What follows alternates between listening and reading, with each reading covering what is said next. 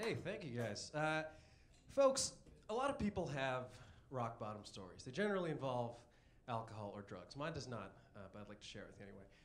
I did not lose my virginity until I was a senior in college. I was almost 22 years old. That's not rock bottom, but it's also not a point of pride.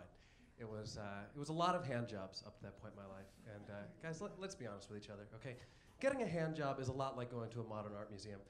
You try to enjoy it, but the whole time you're just shaking your head going, I legitimately could have done this myself.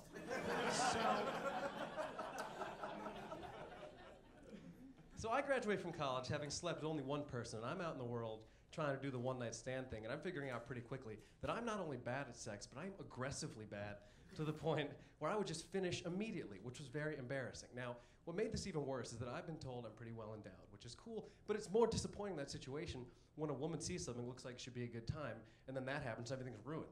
They'll be like going to play pickup basketball, and you see guys 6'7", you're like, whoa, let's pick that guy. He's got to be great at basketball. And then as soon as you pick him, he just comes in his pants. So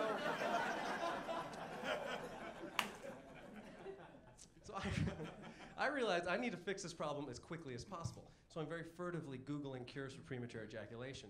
And it's just a lot of Google images of couples sleeping in opposite directions. But eventually, I noticed a link for something called the Ejaculation Master, which is an ebook that promises to cure your problems 100% of the time, and it's available to download for $75.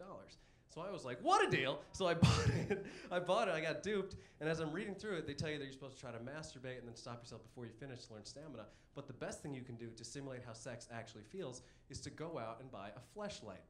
Now, for those of you who aren't familiar, a fleshlight is a male sex toy that is a rubber facsimile of a vagina that fits inside a flashlight-looking container. Now, the design is funny to me because it's meant to look like a flashlight so that nobody would know what it is, as if I'm not gonna take it home and hide it immediately. I'm just gonna bring it home and proudly display it on my coffee table. And then my friends come over and they're like, hey man, cool decorative flashlight. I'm like, oh, thank you so much, but don't touch it. So I decide I'm gonna buy one of these things, so I find a location of a sex shop very far from where I live, and when I walk in, to my surprise, there are 4 varieties of the fleshlight. I was not prepared for options. There's vagina, anus, mouth, and my personal favorite, nondescript. It's very off-putting. Looks like a coin slot if you can't make your mind up. So I got the vagina one because didn't want to be weird, and I bring it home. And I'm reading through the directions, and they tell you that you're supposed to take the rubber part out, and you heat it under hot running water so that it gets warm. And then you put it back in the flashlight container, and then you have to add lube, which is sold separately, which I feel like they're gouging me on lube. That should be included. And then you have to either hold it or find some place to put it so you can use it hands-free, which is another interesting debate to have with yourself. Now,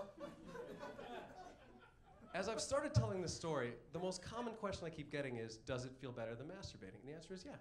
Physically, it feels better. But emotionally, it feels like the worst moment of your life. Guys, my point is this. You may think you've had a rock bottom experience. Maybe you got a DUI. Maybe you stole from somebody to pay for drugs. I don't know. But there is no rock bottom more shameful than the shower you take after you've just wedged a fake vagina between a mattress and a box spring.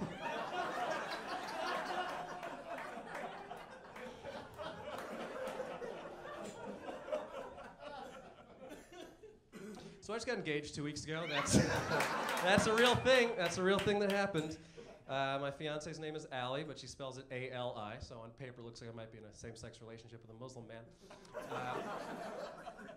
But I appreciate her a great deal because I've had shitty girlfriends before. Like I was dating a girl one time who got into this very intense diet, which I was fine with, until she started incorporating all these cheat days where she would still eat really healthy but fuck other guys. That is it for me. I'm Mamawala. Enjoy the rest of the show. Thank you.